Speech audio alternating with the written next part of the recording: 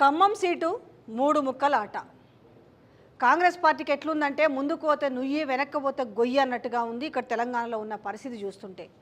అసలు మేమంతా కూడా వాళ్ళొక విధానం పెట్టిరు, అసెంబ్లీ సీట్లకు కావచ్చు, తర్వాత పార్లమెంటు సీట్లకు కావచ్చు, వాళ్ళొక రేసు గుర్రాలకే టికెట్ ఇస్తాము, ఎవరైతే సర్వేలలో వాళ్ళ గెలుపు ఖాయం అనుకున్న వాళ్ళకే సీట్లు ఇస్తాము, కన్ఫర్మ్ చేస్తామని చెప్పారు. దాని ప్రకారం అసెంబ్లీకి కూడా ఏం చేసిరు, ఓసీ వాళ్ళకైతే 50,000, తర్వాత మామూలుగా బీసీ వాళ్ళకి వీళ్ళకైతేనేమో 25,000, ఆ రకంగా వాళ్ళకి సంబంధించి అప్లికేషన్ ఫామ్కి సంబంధించి ఒక ఫీజును కూడా పెట్టడం జరిగింది, పైసల వసూల కార్యక్రమం. ఓకేనా? మరి ఆ రకంగానే మనకి అసెంబ్లీలో సీట్లు ఇచ్చారంటే మీరు ఒకసారి దానికి సంబంధించిన లెక్కేసుకోండి. ఇక పార్లమెంట్కి కూడా సేమ్ అదే చేసిండ్రు. ఎంత? ఈ 50,000 25,000 ముచ్చట చేసారు. చాలామంది అప్లై చేసుకున్నారు, సో ఆ పైసలు వచ్చినాయి. మరి తీరా ఏం జరుగుతుంది ఇక్కడ? వాళ్ళు అనుకున్న ప్రకారమే సీట్లు ఇచ్చిరా?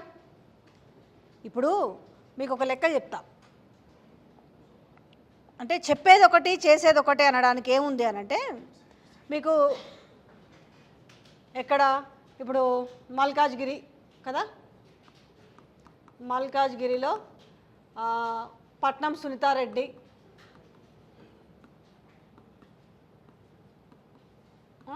ఈమె ఏ ఫీజు కట్టి ఏ అప్లికేషన్కి పైసలు ఇచ్చింది?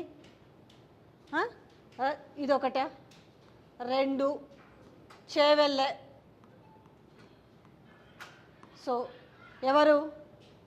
చేవెళ్ళ రంజిత్ రెడ్డి. సో మరి ఈయన ఎప్పుడు ఫీజు కట్టిండు, ఎప్పుడు అప్లికేషన్ ఫామ్ నింపిండు? 3 దానం నాగేందర్.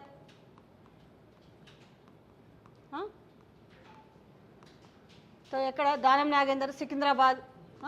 దాని తర్వాత 4 ఎక్కడ? మెదక్ సంబంధించి నీలం మధు ముదిరాజ్.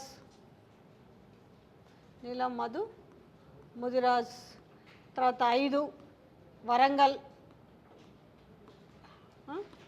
కడియం కావ్య. సో మీకు కొన్ని ఉదాహరణకే చెప్తున్నా. వీళ్ళు ఎవరన్నా కాంగ్రెస్ పార్టీ ఏదైతే ఉంటుంది కదా, ఆ పార్టీ ఒక విధి విధానాలను పెట్టుకుంది. సో దీని ప్రకారము అప్లికేషన్స్ వస్తే దాంట్లో ది బెస్ట్ 3 చేసి మళ్ళీ ఫైనల్గా అక్కడికి హైకమాండ్ పోయిన తర్వాత ఫైనల్గా ఒకటి ఖాయం చేస్తారు అన్నారు. మరి ఇక్కడ కనబడుతుంటే మనం ఏళ్ళ మీద లెక్కేసుకునే వాటిల్లో వీళ్ళు ఎప్పుడు పోయారు, ఎప్పుడు అప్లికేషన్ ఫామ్ నింపారు, ఎప్పుడు వీళ్ళు ఫైనలైజ్ చేసారు అంటే ఇవన్నీ చెప్పడానికే నీతులు పనికొస్తాయి కదా. సో ఒకటి ఈ రకంగా. అయితే ఇప్పుడు ఖమ్మం సీటుకు వచ్చేసరికి ఏమైంది? గమ్మత్తుగా తెరపైకి విచిత్రమైన క్యాండిడేట్లు తెరపైకి వస్తారు. ఇక్కడ ఏమైంది? ఇంకో మాట కూడా చెప్పారు, మేము కుటుంబంలో ఉన్న వాళ్ళకి ఎవరికి సీట్లు ఇవ్వము అన్నారు. ఏది? కుటుంబం నుంచి ఒకరికే సీట్ అన్నారు. కుటుంబంకే ఒకరికే సీట్ అన్న తర్వాత ఏమైంది? కోమటిరెడ్డి బ్రదర్స్, తర్వాత బట్టి ఇంట్లో 2, ఒకరు ఎమ్మెల్యేకు ఒకరు ఎంపీకి. ఇప్పుడు మళ్ళీ వాళ్ళ వైఫ్ నందినికి అడుగుతున్నారు సీటు. ఎవరు? బట్టి విక్రమార్క గత 3 రోజులుగా ఉండేసి వచ్చాడు ఢిల్లీలో. ఖచ్చితంగా ఎందుకు ఇవ్వాలి అనే దాని మీద ఖమ్మం ప్రజలు ఎవరి వైపు చూస్తున్నారు, ఎందుకు ఇవ్వాలనే దాని మీద ఒకవైపు ఇటు బట్టి విక్రమార్క తీవ్ర ప్రయత్నాలు చేస్తుండు వాళ్ళ వైఫ్ కోసం. ఇక మరొక వైపు పొంగులేటి ఈయన కూడా ఏంటంటే, నాకు ఆర్థిక బలం ఉంది, అంగబలం ఉంది, అవసరమైతే నేను ఒక 10,000 కోట్లు పెట్టైనా కూడా నేను సీఎం పదవిని కూడా కొనగలననే నేపథ్యం. అంటే ఆయన చాలా చోట్ల మాట జారిండట, మరి తెలియదు ఫంక్షన్లలో. సో ఆయన కూడా ఏం చేస్తున్నాడు, వాళ్ళ తమ్ముని కోసం, వాళ్ళ బ్రదర్ కోసం. సో వీళ్ళిద్దరి మధ్యలో ఆల్రెడీ జరుగుతుంటే మరి నేనేం తక్కువ తిన్నా అనేసి ఈయన తుమ్మల కూడా ఏం చేస్తున్నాడు, ఈయన కొడుకు యోగేందర్ కోసం ఈయన. ఇంతకుముందు దీనికి ఒక పంచాయతీ ఉండి ఇదంతా ఎందుకు అనుకున్నాడు రేవంత్ రెడ్డి ఏం చేసిండంటే, ముందుగా సోనియా గాంధీని తెరపైకి తెచ్చిండు. అప్పట్లో ఎవరున్నారు, నాకు ఈ సీట్ నాకు ఇవ్వకపోతే ఊకుంటున్నా అనేసి మరో ఫైర్ బ్రాండ్ లేడీ అని చెప్పుకున్న రేణుకా చౌదరి ఆ సీట్ నాదే అన్నారు. ఎందుకు వచ్చిన లొల్లి అనుకోసి ఏం చేసినంటే ఆమెకు రాజ్యసభ ఇచ్చిరు, పక్కన పెట్టారు. ఇంకా దానికి ఒకటి క్లియర్ అయిపోయింది. దాని తర్వాత ఏం చేసిరు, సోనియా గాంధీని ఏకగ్రీవంగా తీర్మానం చేసి సీటుకు పంపిద్దాము అనేసి డిసైడ్ అయినారు. ఆమె నా హెల్త్ సహకరించట్లేదు కాబట్టి నేను బరిలో ఉండనని చెప్పిండు. దాని తర్వాత ఏమైంది, ఇక్కడి నుంచి రాహుల్ గాంధీని పోటీలోకి దింపాలి, ఇంకా మళ్ళీ ఎవరు పోటీకి రారు, ఇక్కడి నుంచి రాహుల్ గాంధీ పోటీ ఏకగ్రీవ తీర్మానం చేసి పంపాలనుకున్నారు. రాహుల్ గాంధీ ఏం చెప్పాడు, నేను ఇక్కడి నుంచి పోటీ చేయని, నేను వాయనాడ్ నుంచి చేస్తానన్నాడు. సో మళ్ళా మొదటికి వచ్చింది సినిమా. అటు ఇటు సోనియా గాంధీ అయినా కూడా క్లియరెన్స్ ఉంటుండే, లేదంటే అటు రాహుల్ గాంధీ అయినా ఓకే, వీళ్ళందరూ సచ్చుకుంటూ పనిచేస్తారు అనుకుంటే వాళ్ళిద్దరు కూడా ఇక్కడి నుంచి పోటీకి నిరాకరించారు. దాని తర్వాత ఏమైంది, ఎందుకు నాకెందుకు సీట్ ఇవ్వరు, నేను చాలా లాయల్ కాంగ్రెస్ని, నేను ఎన్నేళ్ళ నుంచి నేను కాంగ్రెస్ పార్టీని పట్టుకొని ఉన్నా కదా, మరి నాకెందుకు సీట్ ఇవ్వరు అంటే విహెచ్ కూడా చాలా ప్రయత్నం చేసిండు, ప్రెస్ మీట్లు పెట్టిండు, బీసీలకు జరుగుతున్న అన్యాయం గురించి చెప్పిండు. ఒక బీసీగా నాకు ఇస్తేంది, నేను ఇంత లాయల్గా ఉన్నా, నాకు కూడా రేవంత్ రెడ్డికి ఉన్నంత ఫాలోయింగ్ ఉంది, నేను కూడా ఏడిపోయినా ఆయన కంటే ఎక్కువ మంది నాతో సెల్ఫీలు దిగుతారు అనేసి పాప ఆయన కళ్ళనీళ్ళు కూడా పెట్టుకున్నాడు. సో ఆయన్ని కూడా విహెచ్ని కూడా తీసేసారు లెక్కలో నుంచి. ఫైనల్గా ఈ ముగ్గురేనా అంటే కాదు, ఈ ముగ్గురితో పాటు సో ఇక్కడ ఈమె తెరపైకి వచ్చింది సుహాసిని, నందమూరి సుహాసిని. సో ఏంటి, ఆమె 2018లో కూకట్పల్లి నుంచి పోటీ చేసి ఆమె 2వ స్థానంలో గెలిచింది. అందరు గెలుస్తారనుకున్న 2వ స్థానంలో నిలిచింది.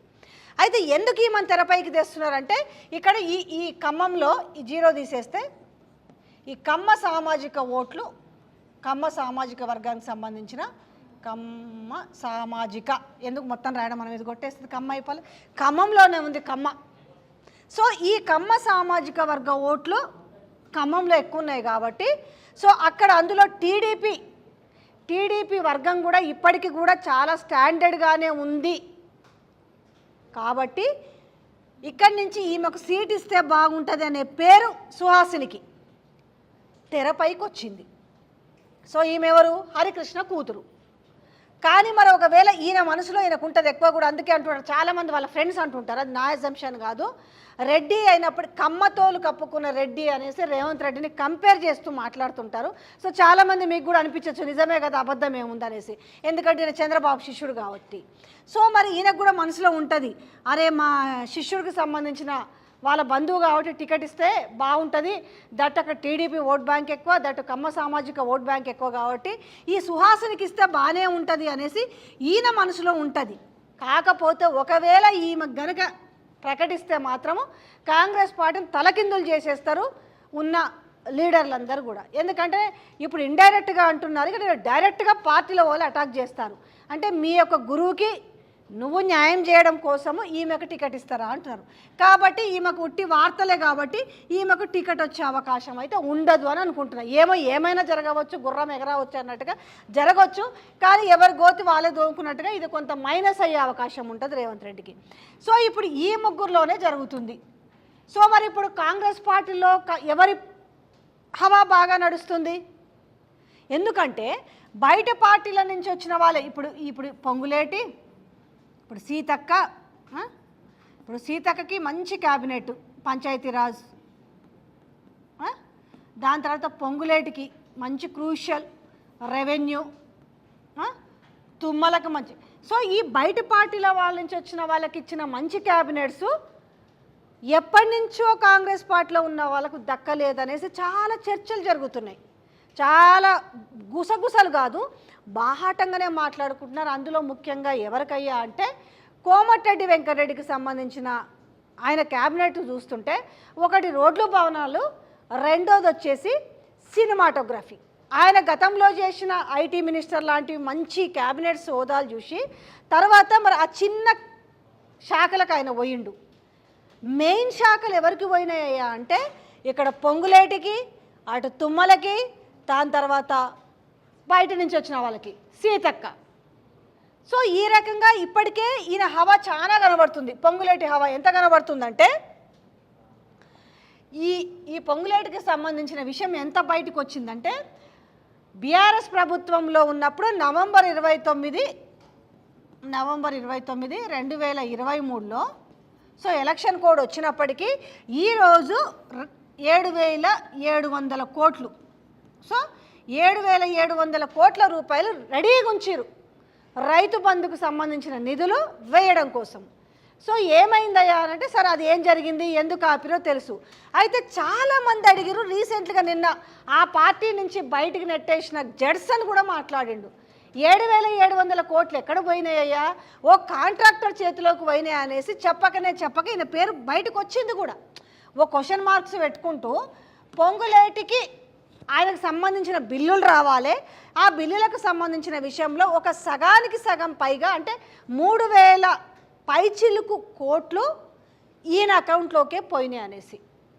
అంటే ఇక్కడ ఈయన స్టాండర్డ్నెస్ ఎంత ఉంది పార్టీలు అనేసి ఒక విధంగా రేవంత్ రెడ్డికి ఈయన నుంచి కూడా ప్రమాదం ముంచి ఉంది అనేదంటే దీనికి సంబంధించి వీడియో ఎందుకు ఈయనంతా టీడీపీ వాళ్ళని ఏకం చేసుకోవాలనుకుంటున్నాడు, కానీ ఈయన ఏకం చేసుకోవాలనుకుంటున్నాడు, గేట్లు తెచ్చినా అన్నాడు. కానీ కాంగ్రెస్ పార్టీ మేనిఫెస్టోలో ఒక 10వ క్లాజ్లో ఒక అంశం ఉంది. నేను తర్వాత నెక్స్ట్ ఎందుకంటే ఈయనేమో తీసుకోవాలనుకుంటున్నాడు, నేను దానికి సంబంధించినది కూడా చెప్తా ఒక్కసారి. పొంతన లేని కాంగ్రెస్ మేనిఫెస్టో ఏంటమ్మా? గెలిచిన పార్టీని వదిలిపెట్టి ఇతర పార్టీల్లో చేరే వారిని రాజ్యాంగంలోని 10వ షెడ్యూల్ను సవరించి సభ్యత్వం వెంటనే రద్దు చేయాలంటూ మేనిఫెస్టోలో పెట్టింది కాంగ్రెస్ పార్టీ. సరే, అందులో సోనియా గాంధీ, రాహుల్ గాంధీ నిర్ణయాలు తీసుకుంటారు, ఖర్గే తీసుకుంటాడు కదా. మరి ఇక్కడ జరుగుతుంటేనేమో ఇక్కడ చూస్తుంటే వేరుగుందిగా. నేను గేట్లు తెరిచిన, మరి గేట్లు తెరిచిన వాటిలో ఇప్పుడు వచ్చిన దానం అయితే ఏంది, కడియం శ్రీహరి అయితే ఏంది, ఇప్పుడు ఎమ్మెల్యేలు ఉన్నారు కదా పోయిన వాళ్ళు, గెలిచిపోయిన వాళ్ళు. మరి వీళ్ళ ఇంకా నాకు 20 వస్తారు 30 వస్తారని మాట్లాడుతుంటే వాళ్ళు పెట్టింది ఏం చెప్తున్నారు? మేనిఫెస్టోలో పెట్టింది ఏంది? 10వ షెడ్యూల్ని సవరించి, రాజ్యాంగంలోని 10వ షెడ్యూల్ని సవరించి సభ్యత్వం కూడా వెంటనే రద్దు చేయాలని. మరి ఈయనేం చేస్తుండమ్మా విరుద్ధంగా? ఇతర పార్టీలో గెలిచిన వాళ్ళని మరి ఆయన తీసుకుంటున్నాడు. మరి ఇప్పుడు ఏ రకంగా? ఎందుకంటే ఈయనకే ఇప్పుడు కక్కలేక మింగలేక ఈయనకు వచ్చింది పరిస్థితి, లేదంటే ఈయన వల్ల రాహుల్ గాంధీకి కక్కలేని మింగలేని పరిస్థితి వస్తుంది. సో ఇప్పుడు ఈ ఖమ్మంలో ఈ సీట్ని ఇంతవరకు ప్రకటించలేదు. ఆల్రెడీ ఇప్పుడు బీఆర్ఎస్ నుంచి నామా, ఇప్పుడు ఏమున్నాడు ఇక్కడ? బీఆర్ఎస్ నుంచి సిట్టింగ్ నామా నాగేశ్వరరావుకి ఇక్కడ ఇచ్చారు. బీజేపీ నుంచి ఎవరో తాండ్ర వినోద్ రావు అని ఇచ్చారు. సో ఇక్కడ బీజేపీ ఓట్లు ఎంత ఉంటే చేయొచ్చు. ఇప్పుడు కాంగ్రెస్ నుంచి మనం చూసుకుంటే ఎవరెవరు ఉన్నారయ్యా? బట్టి వైఫ్ వచ్చి నందిని, పొంగులేటి ప్రసాద్ రెడ్డి, తర్వాత తుమ్మల సన్న వచ్చి యోగేందర్ రావు. సో ఇప్పుడు ఈ ముగ్గురు మధ్యలో నడుస్తుంది. మొన్నటి వరకేమో పాపం ఉండే రేణుకా చౌదరి కానీ ఆమెకు రాజ్యసభ ఇచ్చారు కాబట్టి. సో ఇంకొక విధంగా చూసుకుంటే ఏంటంటే మొన్న పార్లమెంట్లో వీళ్ళకి వచ్చిన మెజార్టీ పరంగా చూసుకుంటే ఇప్పటికీ వీళ్ళకు ఒక 2,70,000 వీళ్ళకు లోక్సభలో ఇప్పుడు ఒక మెజారిటీ ఉందని చెప్పుకోవచ్చు. ఒక విధంగా ఈ సీటు గెలుస్తాము, ఎందుకంటే ఈ సీటు గతంలో ఎన్నిసార్లు గెలిచిందో కూడా చూస్తాను. ఇక రాహుల్, సోనియా, రేణుకా చౌదరి అదంతా అయిపోయింది. దాని తర్వాత ఒకసారి దీని డీటెయిల్ చూసుకుంటే ఖమ్మం లోక్సభ ఎప్పుడు ఏర్పడింది అంటే 1952లోనే ఏర్పడింది. అప్పటి నుంచి ఈ 1952లో ఏర్పడితే అప్పటి నుంచి ఎక్కువ సార్లు గెలిచింది ఎవరు అంటే 10 సార్లు గెలిచింది కాంగ్రెస్ పార్టీ, తర్వాత కాంగ్రెస్ అయి గెలిచింది. సో ఎంతమంది ఓట్లు ఉన్నారు దీంట్లో? మొత్తం ఖమ్మం లోక్సభ నియోజకవర్గానికి సంబంధించి 11,60,000 మంది ఓటర్లు ఉన్నారు. ఇక మనకు ఆ కాన్స్టిట్యుయెన్సీస్ ఇవి ఏమున్నాయి? పాలేరు, మదిర, వైరా, సత్తుపల్లి, సో అశ్వరావుపేట, ఇవన్నీ కూడా. సో ఇంకొక మెయిన్ పాయింట్ ఏంటి తెలుసా? ఇక్కడ పోటీ చేసిన గెలిచిన వాళ్ళలో మనం ఒక తుమ్మల, తర్వాత తమ్మినేని వీరభద్రము, పొంగులేటి, వీళ్ళు మినహాయిస్తే మిగతా వాళ్ళందరూ కూడా స్థానికులే. ఎవరెవరు? 1962 నుంచి 3 సార్లు వరుసగా గెలిచిన ఈ లక్ష్మీకాంతమ్మ అనే అతను, లక్ష్మీకాంతమ్మ ఈమె ఎప్పుడు 1962 నుంచి వరుసగా 3 సార్లు గెలిచిన ఆమె ఎవరంటే ఈ అలంపూర్కి సంబంధించిన మహబూబ్ నగర్ జిల్లా వాసి ఈమె. ఓకే, తర్వాత ఈ 1991లో గెలిచిన ఈ రంగయ్య నాయకుడిది తూర్పుగోదావరి ప్రాంతం అట. ఇక 1999లో మన 2019లో గెలిచిన నామాది మహబూబాబాద్. అంటే ఇక్కడ ఎక్కువ సార్లు గెలిచింది ఎవరు అంటే స్థానికేతరులే గెలిచిరు ఒకటి. రెండోది ఏమైంది? ఈ యొక్క సీటుని మొత్తం ఓవరాల్గా చూసుకుంటే 10 సార్లు కాంగ్రెస్ పార్టీ కైవసం చేసుకుంది. సో ఇది దీని ఖమ్మంకి సంబంధించిన హిస్టరీ. సో మరి ఇప్పటికి ఈ 3 ముక్కల ఆటలో ఎవరికి సీట్ వస్తుందని అంటే ఎక్కువగా మీకు ఏమనిపిస్తుంది ఇందులో? ఈ 3 ముక్కల ఆటలో అంటే సోషల్ మీడియాలో జోరుగా జరుగుతున్న ప్రచారంలో సీటు ఎవరికి వచ్చే అవకాశం ఉంది? మరి కొత్త వ్యక్తిని తెరపైకి తెస్తారా? లేదు అని అంటే ఇక్కడ ఈయన ప్రభావం కొంచెం పార్టీలో ఎక్కువ నడుస్తుంది కాబట్టి వీళ్ళ బ్రదర్, ఇక ఈయనకేమో బ్రదరు, ఈయనకేమో వైఫు, ఈయనకేమో సన్. ఓకే, కొడుకు, భార్య, తమ్ముడు. ఇంతకీ కొడుకు వస్తుందా, భార్యకు వస్తుందా, తమ్ముడికి వస్తుందా సీట్ అనేది ఉత్కంఠగా ఉంది. చాలామంది ఏమనుకుంటున్నారంటే ఈయన డబ్బులు పెట్టైనా ఖచ్చితంగా ఆయన దగ్గర డబ్బు ఉంది, అదే అంగబలం అధికార బలం అంటాం కదా, ఈ రెండూ ఉన్నాయి కాబట్టి తిన తమ్ముడికి సీటు సాధించే అవకాశాలు ఎక్కువగా ఉన్నాయని ఒకటి ఉంది.